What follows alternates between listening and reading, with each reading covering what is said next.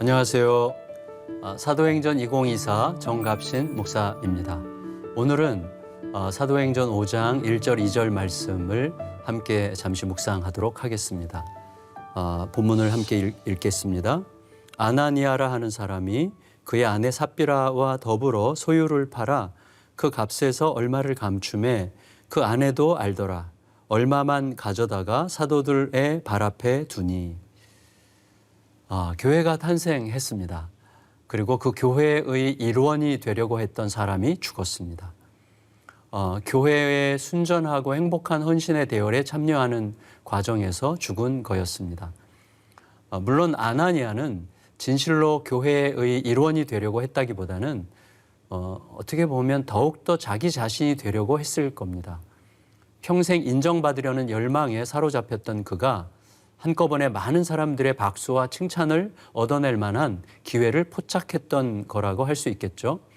결국 이 사람은 헌신의 대열에 참여하려고 했다기보다는 자신의 욕망에 참여하려고 했다고 할 수 있겠습니다.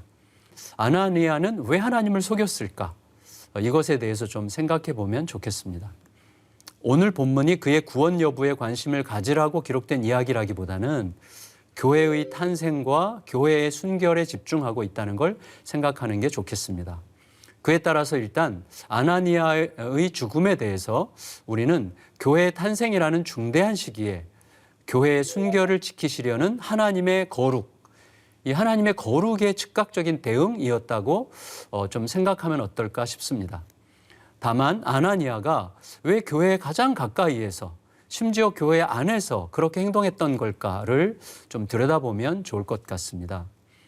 아나니아는 틀림없이 복음이 촉발하는 신자들의 매우 기이하고 매력적인 헌신에 휩싸여 있었을 것입니다. 위대한 헌신과 사람의 그 감사와 박수와 환호성에 자극받았을 거예요. 무엇보다도 바나바의 헌신에 크게 자극을 받았던 게 분명합니다. 한꺼번에 수천 명씩 회심을 일으킨 어마어마한 공동체 안에서 일어나는 이 역동적인 모습은 보는 것만으로도 아나니아를 흥분시켰을 겁니다. 동시에 그 공동체의 멤버가 되는 과정이 매우 단순하다는 사실에 큰 매력을 느꼈을 거예요. 자기 물건을 내어놓고 또 자기 재산을 팔아서 사람들의 필요에 따라 헌신하는 세상에 대한 어떻게 보면 반문화적 저항, 이것과 또 사람들의 반응은 이 아나니아를 매료시키기에 매우 충분했을 것입니다.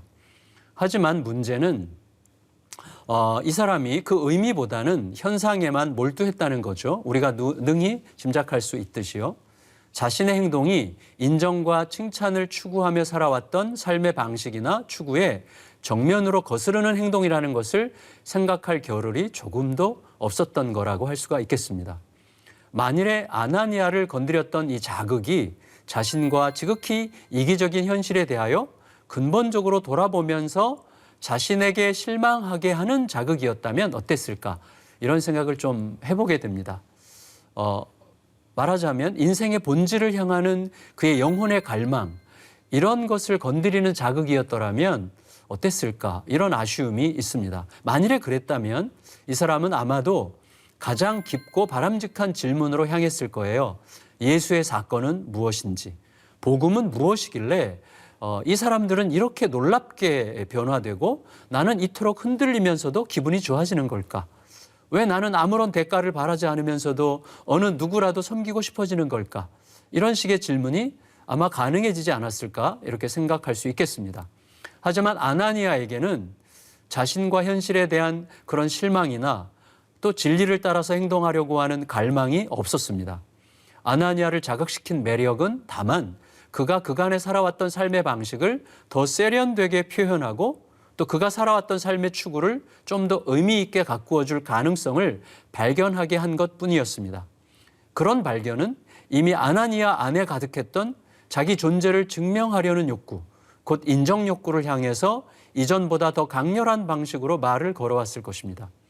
하지만 우리가 알듯이 그런 마음의 작동은 아나니아 자신의 내면에 대한 획기적인 조정을 회피하는, 어찌 보면 그럴싸해 보이는 몸부림이었을 뿐입니다.